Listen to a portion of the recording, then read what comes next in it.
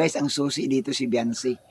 Beyonce, ikaw lang ang susi dito para malaman ang katotohanan.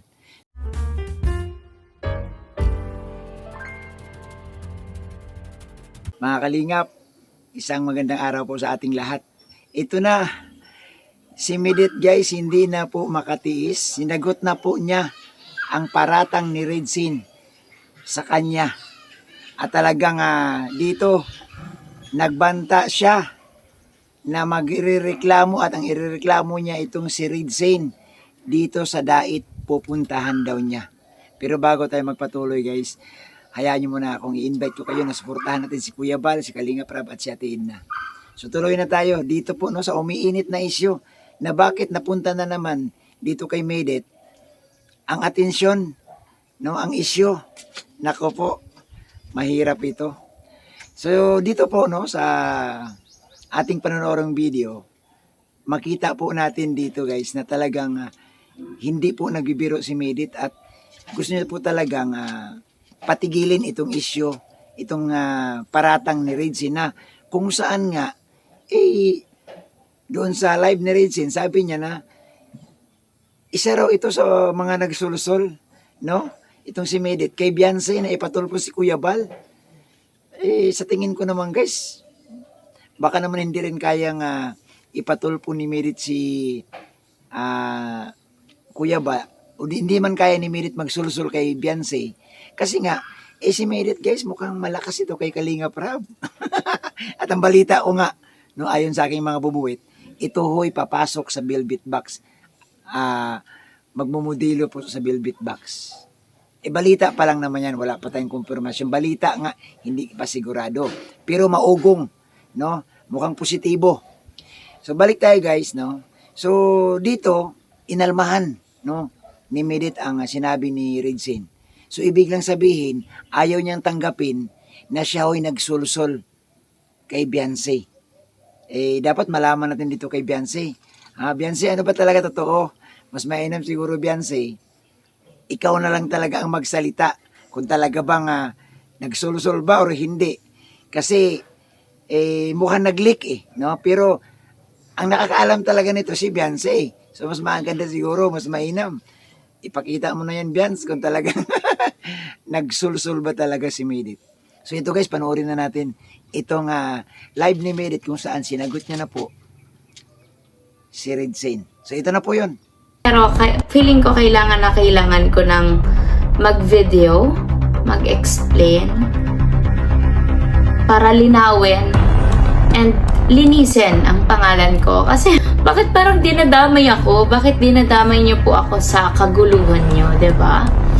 Unang-una, wala sa'yo po, Kuya Redsin, wala po akong ginawang masama sa'yo. Wala akong sinabing masama sa'yo. Especially kay Beyonce, kay Dr. Love, wala akong sinabi. Wala akong, sa pagkakaalala ko wala po akong ginawang masama sa inyo, wala akong sinabing masama sa inyo para pagsalitaan mo ako ng mga ganyan. And para pagbintangan mo ako ng kung ano-ano. So yan, may nag-send sa akin ng video na to nung nasa biyahe ako kanina.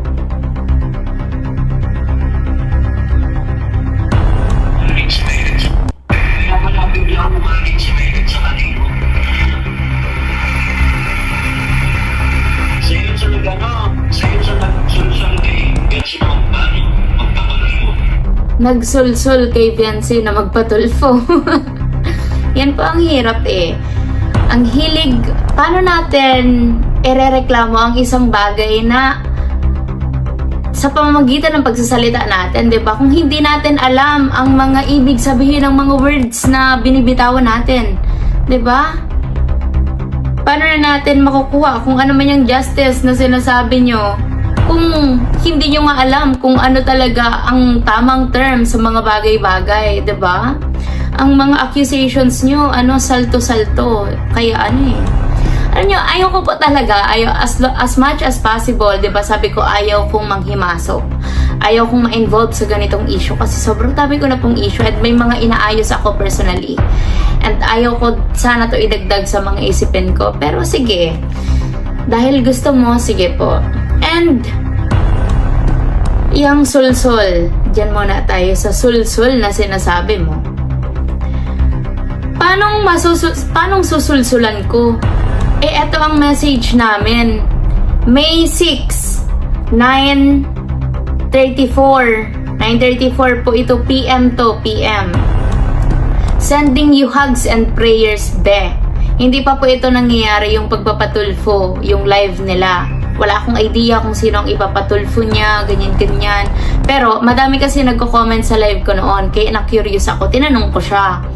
Sabi niya, ang reply niya sa akin nung sabi kong sending you hugs and prayers, be. Thank you, Ate Medit. Hindi naman ako makikipag-away sa kanila. Paglalaban ko lang pamilya ko. Syempre, bilang ate niya, tsaka, 'di ba?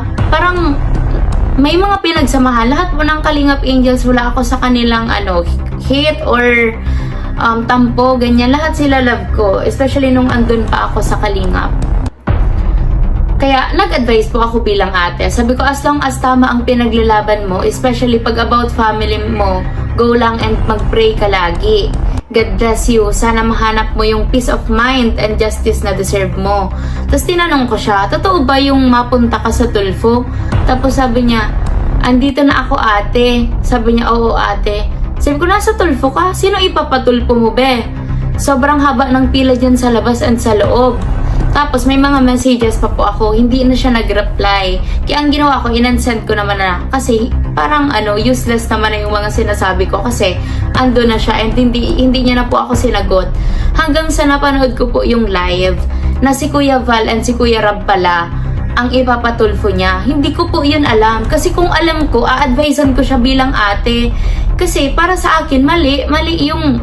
Diba, kahit anong issue pa yan, kahit gano'n pa kasama ang loob natin, hindi para atakihin ang taong mga tumulong sa atin. Kahit ano pang misunderstanding yan, hindi, diba? Ayoko to sabihin kasi alam kong makakapanakit ako sa mga sabihin ko. Pero hindi ko ito i-filter. Diba? Kasi para sa akin, hindi pa din enough reason yung pagiging, yung misunderstanding natin sa mga taong tinulungan tayo, 'di ba? Sa lahat po ng tumulong sa akin, hindi ko sila hindi ko sila binastos or parang sinagot-sagot ng sobrang below the belt kasi alam ko kung saan ako magsastand bilang natulungan and alam ko kung paano tumanaw ng utang na loob na kahit ano man ang sabihin mo sa akin na masakit, ang sasagutin ko lang is yung kung anong alam kong tama. And kung ipaglalaban ko man ang sarili ko, I'll make sure na alam ko pa rin kung saan ako magsastand. So, huwag mo po sabihin yan sa akin na balingbing ako. Kasi wala akong sinabing masama kay Vianse about sa Kalingap, especially kay Kuya Rab and kay Kuya Val. And hindi ko siya sinabi na, sige na be, ipatulfo mo sila, ganyan-ganyan. Wala po akong sinabing ganyan. Oo, nag-message ako sa kanya na yung ginawa ko kasi 'di ba kung maalala niyo po, nagpatulfo din ako and may pinatulfo din po ako. And ang ginawa ko doon, nag-video muna ako. Tapos pinost ko sa social media para mapansin agad ng RTI sa loob, 'di ba? Yun lang po yung shinare ko sa kanya. Pero hindi ako nag-advise sa kanya na ipatulfo niya si Kuya Rab and si Kuya Val. And hindi ko po alam na si Kuya Rab and si Kuya Val yun. Kaya huwag ka po magsalita sa akin ng ganyan, Kuya Radzain. Kasi sobrang mali ang accusations mo. And hindi mo po ba alam ang mga term na ginagamit mo? Sulsul. Saang part doon ang panunulsul? 'Di ba?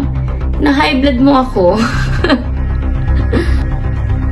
Wala po akong ginawa or sinabi sa inyong masama para ganyanin niyo ako, Kuya Radzain. Grabe yung yung accusations mo sa akin. Ano pa yan? Ano pa yung sabi mo dun sa video mo? Balingbing. Paano naging balingbing yon? Tsaka wala po talaga akong balak magsalita regarding sa issue nyo. Even sa pagkwento nung sa pag-uusap namin ni Kuya Rab and sa mga realizations, mga lessons na nakuha ako sa pag-alis ko sa Kalingap, wala talaga akong balak i-share yun. Shinare ko lang yun kasi parang pinapalabas nyo na sobrang sama ng Kalingap, sobrang sama ni Kuya Val and ni Kuya Rab, diba? Even yung mga dating beneficiaries nagsasalita hindi naman pala kasi dalawa lang naman sila. Nagsasalita ng against kay Kuya Rab and kay Kuya Val na parang ang sama-sama nila na maraming nakikita or nararamdaman na mali na nangyayari sa loob ng community. 7 months po ako sa Kalingap. 7 months po ako naging beneficiary ni Kuya Rap and wala po akong nakitang mali and masama na ginagawa nila. And yung mga sinabi ko regarding sa Kalingap, lahat po yun about sa akin, about sa realizations ko, about sa mga lessons na nakuha ko, and sa kung anong totoo ang para sa akin kila Kuya Rab and kay Kuya Val. So bakit parang triggered po kayo? 'Di ba? Bakit dinadivert nyo sa akin ang issue? Bakit ako ngayon ang gusto nyong pagfiesta ng mga reactors? 'Di ba? Bakit dinadami nyo ako sa issue nyo? Hindi nga ako nakikialam sa inyo.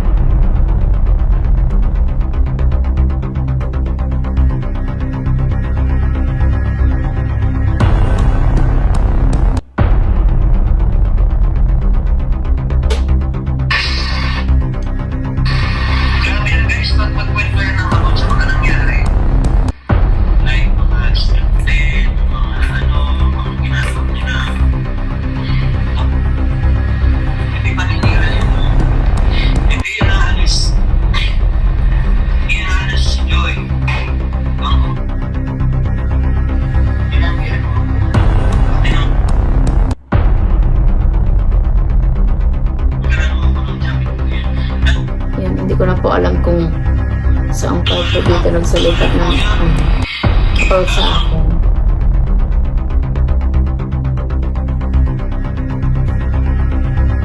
So yun po ang yun ang side of the story ko. So ang hirap lang kasi iniiwas ko na nga ang sarili ko dyan sa mga issue nyo. 'Di ba pumasok sa live ko si Kuya Doc Love. 'Di ba? Nung wala pa yung issue, wala pang tulfuan nangyayari. 'Di ba? Winelcome ko naman po siya kasi ayaw ko nga magtanim ng hatred sa ibang tao, 'di ba? And ayaw kong mag-side kung saan-saan.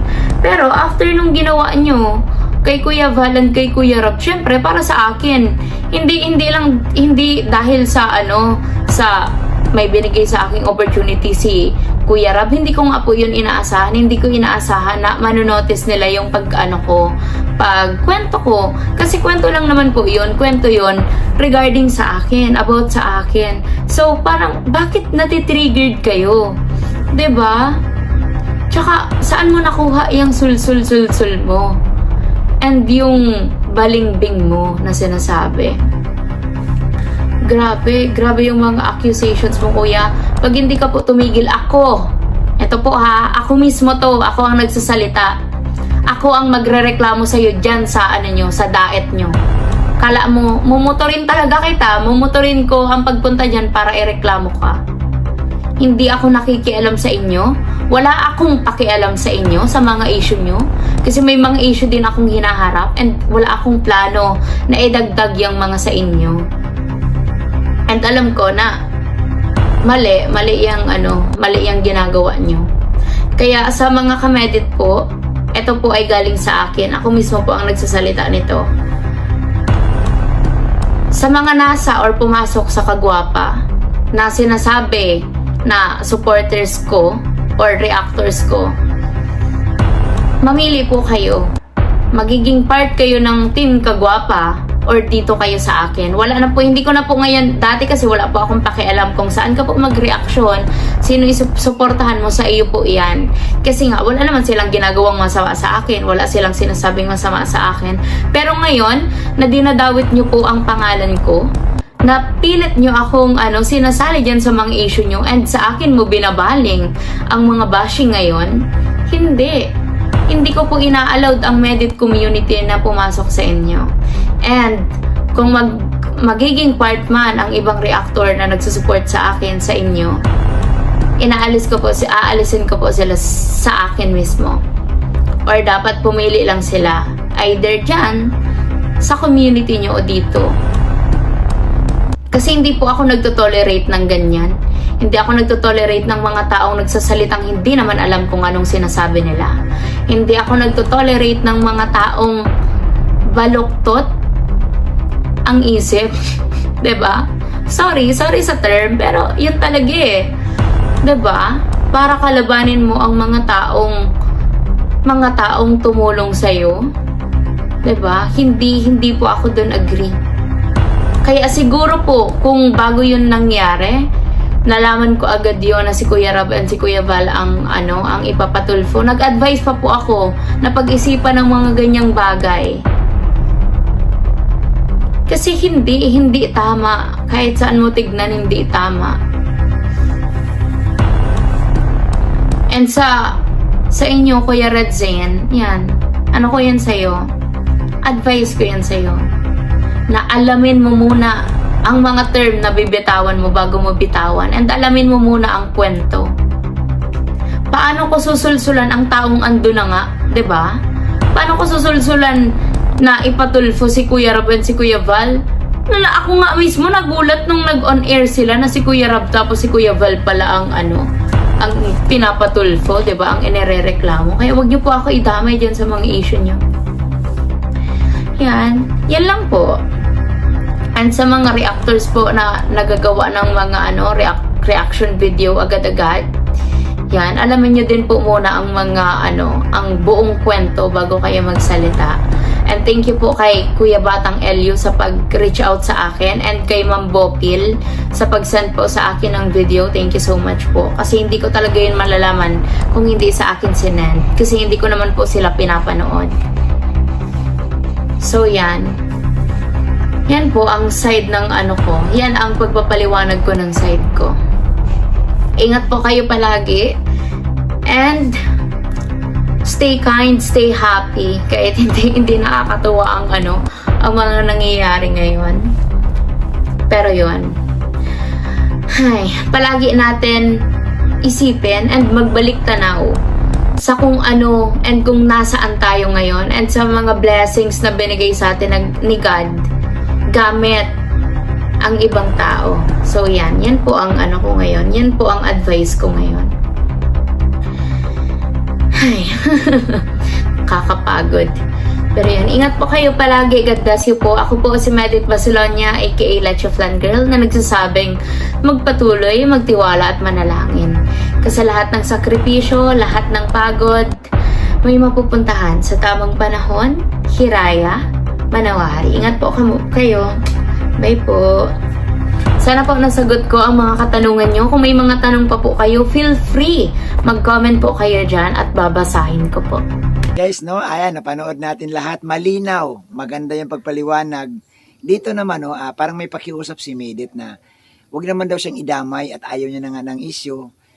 At kung maaari, itigil na. Kasi kung hindi daw itigil, mapipilitan siyang magmotor papuntang Dait para mag-complain. Naku po, mahirap ito. Mahirap ito. So, guys, ngayon hindi natin alam kung talaga bang sino talaga ang nagsasabi ng totoo kasi bakit naman itong si Ridzi nakakuha ng info na nagsulsul itong si Medit at ngayon naman itong si Medit nung malaman niya umalma naman siya na sabi hindi yan totoo. Hindi ako nagsulsul. So, sino ba talaga guys ang paniwalaan natin dito? Kayo mga viewers, sino ba talaga ang paniwalaan natin dito? Itong live ni Ridzi o itong si Medit? Na kung saan baka makapasok siya sa velvet box. Yun lang naman ang balita. So comment kayo dyan sa ating comment section guys.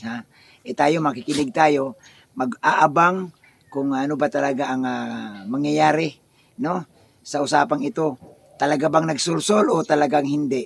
So guys, ang susi dito si Biancy. Biancy, ikaw lang ang susi dito para malaman ang katotohanan. So yun lamang po ating maiksing reaksyon. Maraming salamat sa inyong lahat.